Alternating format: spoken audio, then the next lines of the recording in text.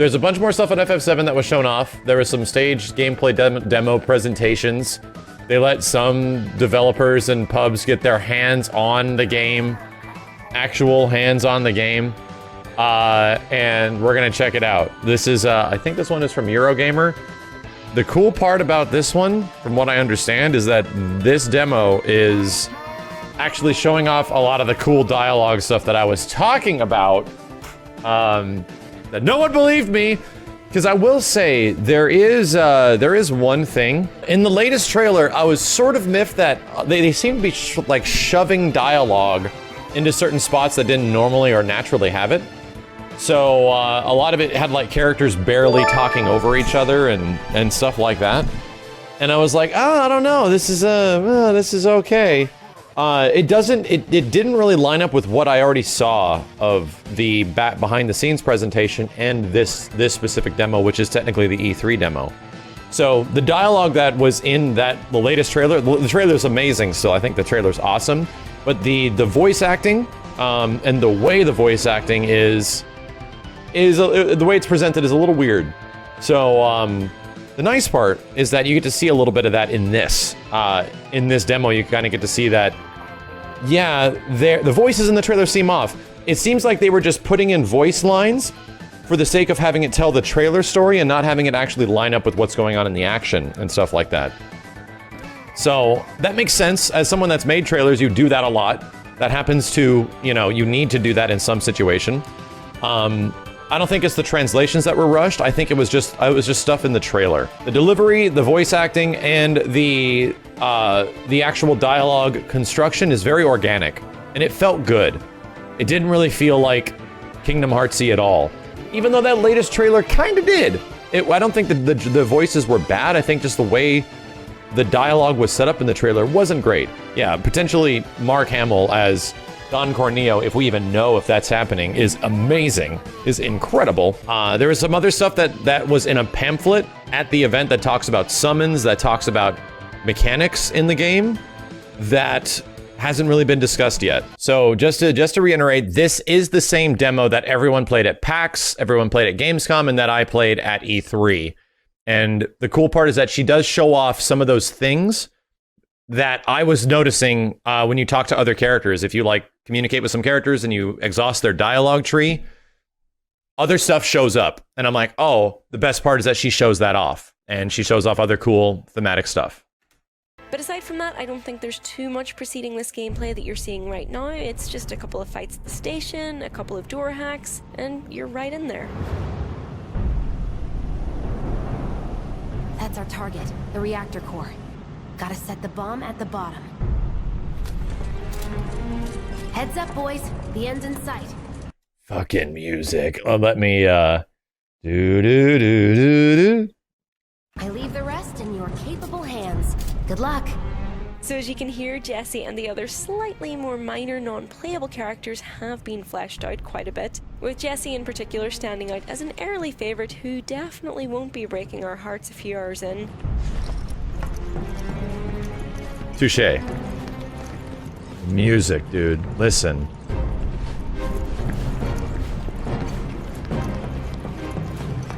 Oh, God, man. I'm so glad I get to hear that again. The last time I heard it was when I was playing the damn demo. Aw, you're choosing me over the reactor? That's sweet, but I'll wait my turn. Go blow her mind. Go on, shoo! Aw. I told you, that's the line! Me over the reactor? I really do love her confident and flirty persona, but in this house we only have eyes for Tifa Lockhart, so let's just keep going. Touché. I like this girl already. God damn. I can practically taste Tamako in here. Hurry it up! In addition to the usual items like potions and ethers that you keep in case of emergencies, it looks like the remake also has new items like Mako crystals, which immediately grant you a small amount of MP on being picked up. 5 MP may not seem like much, but think about it being an entire extra cure or thunder spell, and then you'll gladly Very take it. action gamey. Very action gamey And with then, like of course, level up aside elements. From instant items, it's good to see the trusty old chests containing classic favorites like Tufts of Phoenix Down are still very much present and correct. So as you Yeah, can yeah. That I never, and I immediately realized watching the beginning of this video where I was like, okay, I need to watch this with the chat because I like stopped watching right at this point. You want to hear something like you don't realize it until you think about what is actually being said. A phoenix down. Like I thought of it like, oh, you're casting phoenix on a downed person. No, when it's described as a tuft of phoenix down like the down of a pillow, like the feathers of a bird.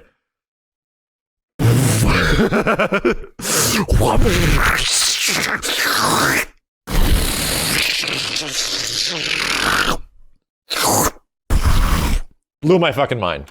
see here, it looks like there are no more random battles that can take you by surprise at any moment as you explore the world, like in the original. But instead now, you'll usually see your enemies before you engage them in combat, on patrol, or Damn, just look at Cloud with the stinger. Look at this zoop. Instead now, you'll usually see your enemies before you engage them in combat, on patrol, or just simply wandering around. And when I was running around this demo, I tried running back a little bit to see if the officers respawned. They don't. Like the security officers are the security officers, and they're there, and they don't end up coming back. Combat itself looks very different to the original active time battle system. In practice and in your hand, the difference is mostly that the remake gives you things to do while you wait for the ATB gauge to fill up. So the thing you're going to notice is that what every single person does when they start playing this game, the one that whoever like pilots the game for the first time, they're going to be using the command menu a lot. You don't have to do this at all. Instead of just having you the command menu is there just for people that want to play the game turn-based. If you want to play FF7 turn-based, you can. And that's the gimmick, because the second time I went back, I didn't use the command menu at all. I used everything on shortcuts. So all the weapons, all the magic, all the equipment and items, I did that the second time playing through on just shortcuts. So the game never paused. And if I wanted it to pause, I could still do that. Instead of just standing no victory fanfare. to the face and not in the demo. To act, you can run around, take cover, or take action, and perform basic attacks to speed up the ATB gauge filling up. So no grinding enemies. I doubt that'll be in story areas like this. And it really only feels like actual meaningful damage when you're using a spell or a skill from tactical mode. So it is still in the spirit of the original ATB system of the original Final Fantasy VII, while feeling like a more engaging battle system than ignore magic and spam the attack button to win in more recent Final Fantasy entries. Yeah, it's the fact that you're able to play it both ways. What is the thing that I always say that is so great about games? When they give you the fucking option. Just give us the option to play it different ways. And luckily, it's built into the whole game. Like 15. Speaking of magic, it's not entirely clear yet how the Materia system works, and how it'll be equipped to each individual character, like if it'll be via weapon and armor slots, or if it'll be revamped somehow. But this demo did seem to emphasize the fact that characters can work differently to one another. So obviously Barrett's gun arm has always meant he specialised in ranged combat, while Cloud deals damage up close. But this demo's boss fight, where the Scorpion jumps in and out of reach as it clings to the walls of the reactor, hammers the importance of long-range versus close-range combat home. And the fact that you actually control the character's positioning means that you can further take advantage of their specific spells and skills when, for instance, dealing out a cure spell or a potion and making sure Barrett is well out of the reach of standard attacks first. Right down to the bottom, to the planet's core. No, the pump would suck us back up. How comforting. Good dialogue. Good effective dialogue. So the other thing I was going to mention, leveling is not going to be linear. Leveling in this specific demo only has a finite amount of enemies. So if you go back up and run back up, the enemies didn't pop. However, I think when it comes to actual active combat zones where enemies can be roaming around, they have to show back up. The idea is that there's not going to be random encounters. Random encounters are gone. Also a fairly archaic design thing, usually sprinkled in games nowadays, just because it's an old thing, and we're going to have the old thing be the old thing that people like remembering. It's going to be very much a system where you run up on an enemy, you fight them. So it is what it is. The thing that I love the most is Switching between characters, when you do the switch, it is fucking instantaneous. So you press up or down on the D-pad, it happens immediately. So that's going to lead to some shit that they obviously haven't shown off yet. Cloud's focus on being right in the midst of battle, taking damage and performing melee attacks means his ATB gauge fills up faster, and yet he's often not the best choice for a quick heal. There's a time and a place for everything, and spamming attack really won't get you anywhere fast. I think it's really cool that even the slightly surreal enemy design of the mono drives and the sentry ray seem to fit the environment and yet remain true to their original appearances. And I like the little death animation of the mono drives when their weird little headpiece falls off. And this was the thing that everyone was worried about. Can the Hell House show up in FF7? Is it possible, like, for the weird-ass looking Big Shoes to come back? Absolutely. And they set up the world where that's a possibility. Even the weird-ass looking enemy designs and the stuff that they showed in the latest trailer, the crazy, like, chariot ghost dude. Yes, they set that shit up where all the stuff that you remember can still fit into this world. It's also worth noting how standard battles are further streamlined as you return to exploring immediately, and battle summaries on items and Gil 1 and EXP received are just simply shown on the side rather than getting an end card and victory music on their own every time. I guarantee you there's going to be a fanfare throughout this game at some point, but it's not immediately during battles, at least from this demo. It could be later on, but you know what I mean? At least this is only such a small snippet of what you do in the game. Fucking music, dude. Chatter between characters as you explore the world can often get tedious, especially when it's two characters that aren't that fond of each other. Yeah, let's do this. Let's do this.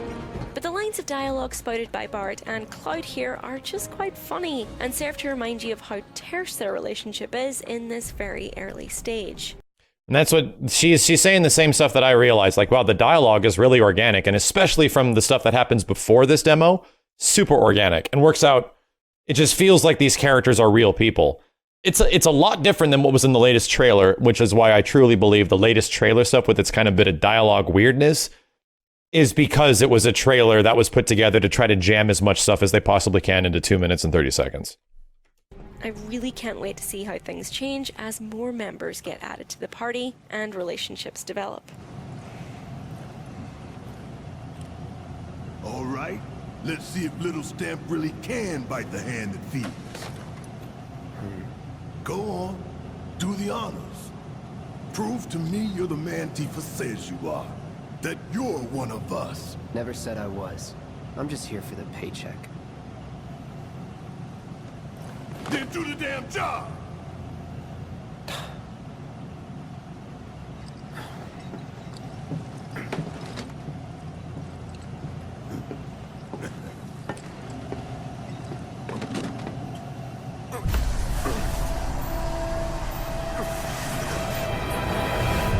Get ready, chat.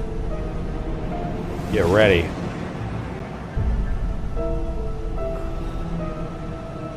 The fucking music.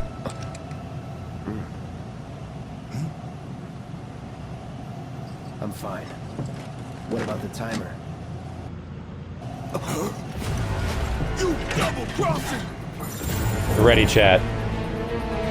Listen to this. What in the hell?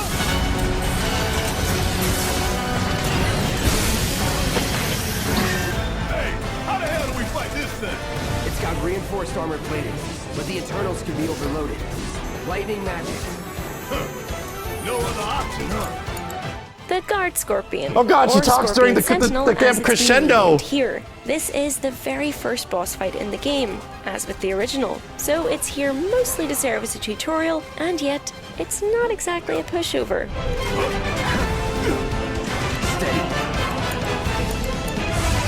So staggering wasn't a factor in the original. I just want to listen to the music, but it has man. played an important part in Final Fantasy games since then, and it does add an interesting extra layer of strategy to this first boss fight. Staggering the Scorpion temporarily halts its onslaught of attacks and increases your attack damage against it for a short amount of time. And really, the only way to stagger it is to use tactical mode.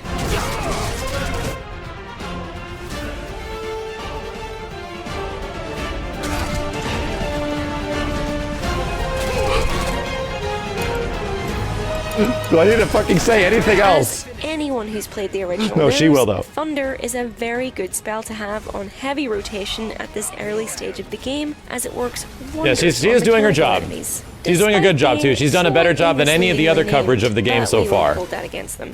Obviously, She though, actually I'm not lets gonna just spam the Thunder music because play I every wanna once in a try out while. Some of the other spells and abilities as well, now that we have the chance.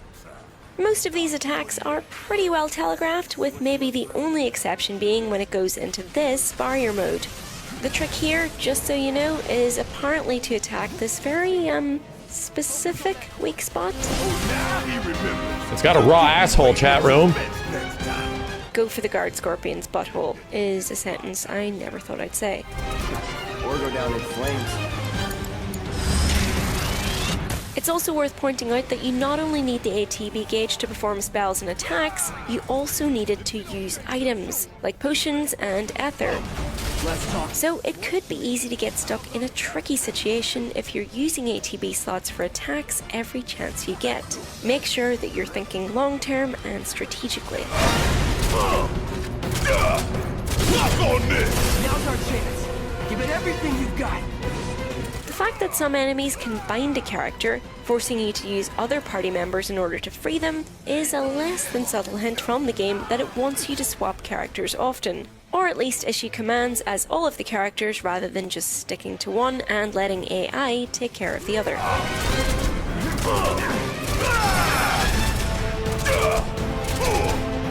Shit. Was just about to get you out. It's really easy to swap between characters during combat by pressing up or down on the D-pad. But if you'd rather stick with just one perspective, you can assign commands. Wait, what the hell did Cloud just say? I was processing that in my head. Shit, was just about It's to really get you easy to out. swap between Wasn't expecting you to do jack. Cloud just paraphrased the term jack shit. characters during combat by pressing up or down on the D-pad. But if you'd rather stick with just one perspective, And I love this. Mako radiation signs. They have their own radiation signs, just like world building stuff. you can assign commands to the other characters by selecting them with L2 or R2 and navigating their tactical menus that way. Personally, I preferred swapping between Classic characters Cloud. and giving It them absolutely commands is. that It's way. Midgard But Cloud. it's He's a good that the game dickhead. gives you the choice. Once combat ends, in this demo at least, the perspective immediately and automatically switches back to Cloud.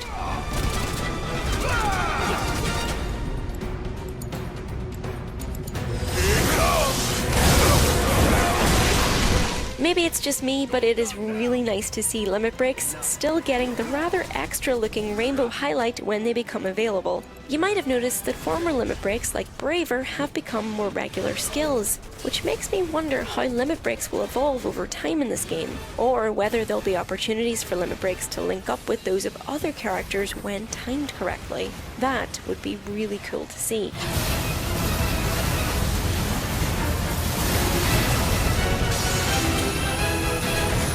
The Scorpion has a couple of different phases, and it's fun to watch it pull out every trick in the book as it gets progressively more beaten up, and the cutscenes blend pretty seamlessly in with the gameplay. This is a subtle reshaping of a line in the original game that I think confused a lot of people.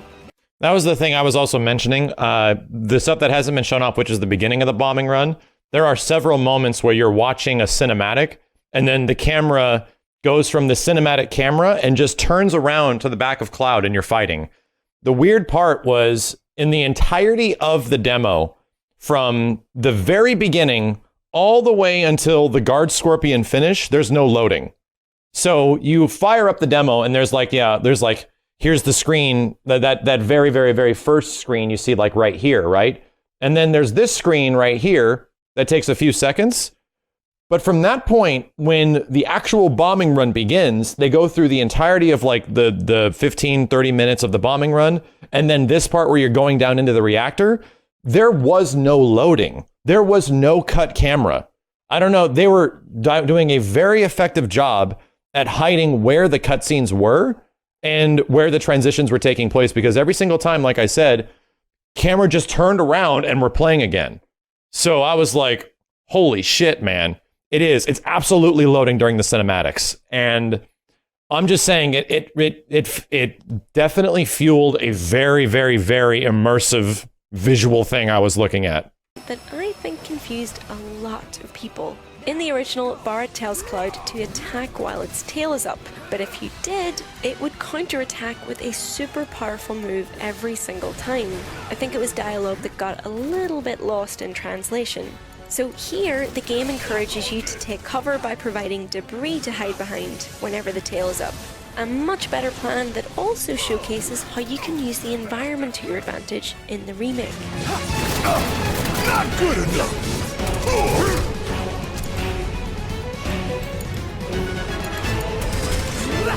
Keep it together. Oh god, that was cool. Zipped out to Barret and halfway in slow motion.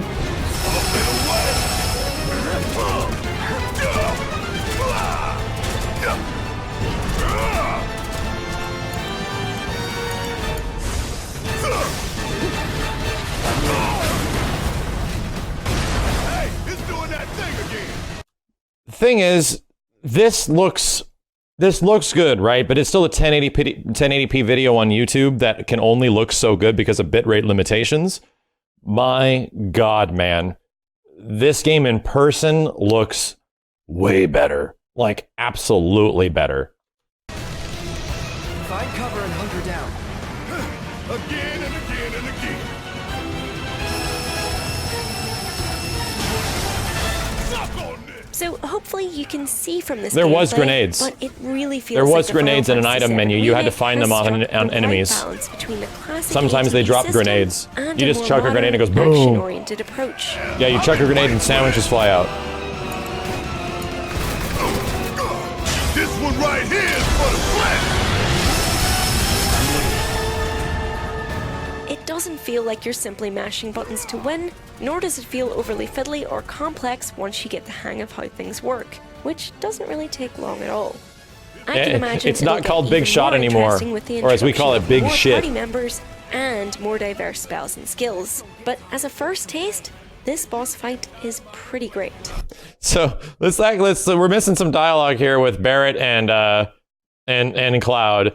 Barret complains. Complex once you get the hang of how things work, which doesn't really take long at all. So Barret heals himself. I can imagine keep going it'll if I get heal even more up. interesting with the introduction of more party members and more diverse spells. and Getting tired of skills. that laser. But as a Cloud first says taste, mechs don't get tired or complain. this boss fight Barret says, is and you're getting tired of my complaining. A solid copy.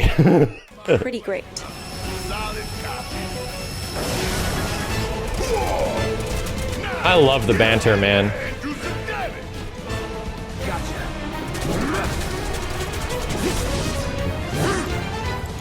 Staggers are very satisfying gameplay-wise.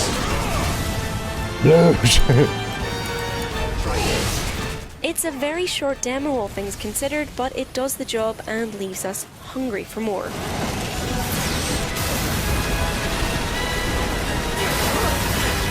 Oh, hell! What's it doing now?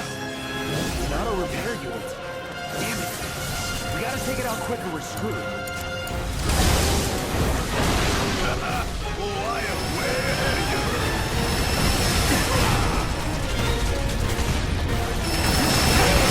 Time our attack just right. Hold out until you spot an opening. It's a good question. Do you just attack to stagger, or can you influence it specifically? From what I could tell, hitting certain parts of certain enemies will stagger them faster. So on the guard scorpion, it might have been like its back legs or something like that. There are points of enemies that have weak points for stagger that will build more stagger damage. At least it seemed that Let way. us know what you think and what you're excited about seeing in the Final Fantasy VII Remake in the comments below. Ain't gotta tell me twice.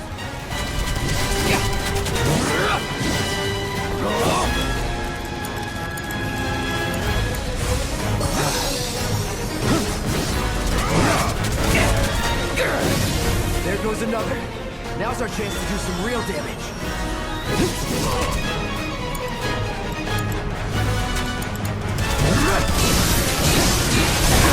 Oh, Jesus.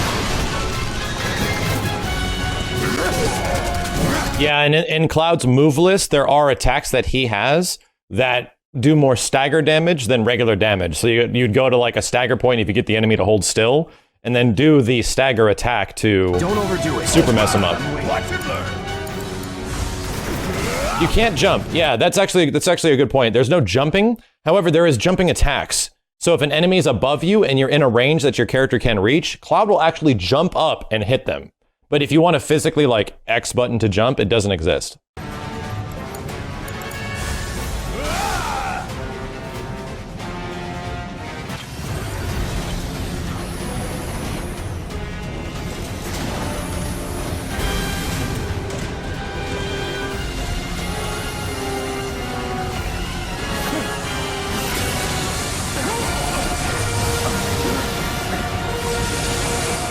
A new trailer for the game recently went live from TGS, featuring a first glimpse of the Turks, summons, frog status, and Don Corneo. It's all extremely exciting, so look forward to a video on that from us very soon. That was the same demo that we all played. I played it twice at E3. So this one, I believe, does have a lot of conversing, but is in dun da da da. This is closer to what the game actually looks like. Reactor core. Gotta set the bomb at the bottom. Heads up, boys. The end's in sight. I leave the rest in your capable hands. Good luck. Hello, welcome to Access. I'm Rob. And You can see that in the bottom corner. so there's a lot of talking over this stuff, but at least the visuals are a bit closer. These guys, actually, hold on a sec, Chad. This is actually on my end. Everyone captured this game at a variety of different, at a huge variety of different color factions. So this one is like extremely dark, and the previous one was extremely light. Let me try to fix it on my end. All right, there we go. Yeah, this one's super dark. Images in your mind, and you would create the drama, the cinema of it. You get to see how sharp it looks, at least. It looks a bit better. These guys are probably providing great commentary. What you had in your head 20 years ago. But for me personally, it's like, I really want to hear the music. And I don't think we're going to get that from this. But at least you get a better idea of what it looks like visually when it does have a decent bit rate.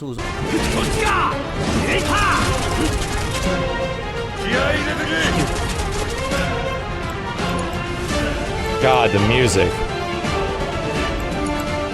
Sweet Jesus, man. This is what I was saying when I was playing it. I'm like, this shit is so epic, it's fucking insane.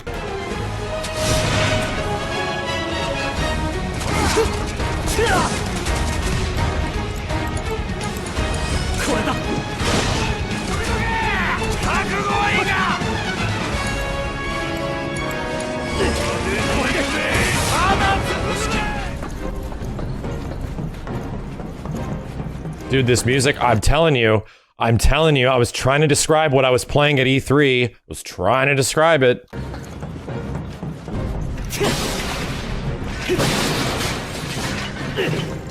Wait for the ding ding to come in.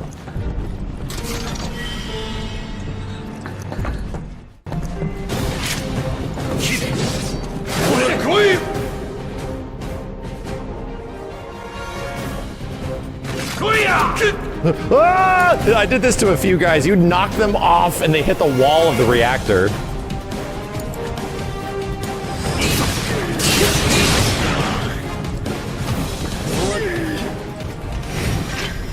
So that was the reactor theme done like it was battle music.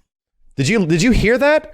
That was still the reactor theme, but it was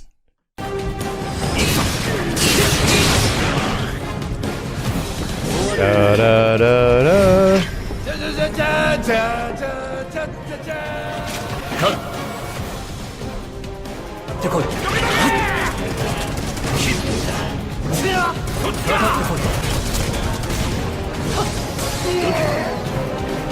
It's the reactor theme done like it's battle music. That's so good.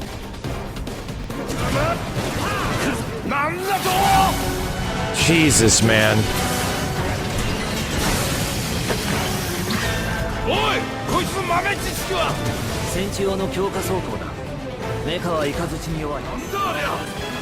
Yeah, Barrett did the fanfare theme. Summoning a bit of prompto there.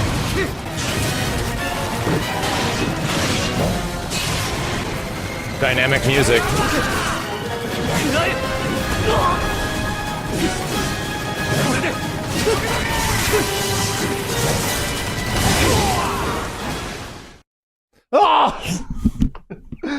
taking it away from me! Stop! I have to wait till the damn game comes out! I can't wait to see Sega's 3 biggest mistakes! There is even fucking more that has been shown off in regards to gameplay stuff. This was in a Tokyo Game Show pamphlet talking about certain things. This is all it was just one post of a guy that put this on here. However, what it says is that summons are equipable. Just like regular materia, you use them in certain battles.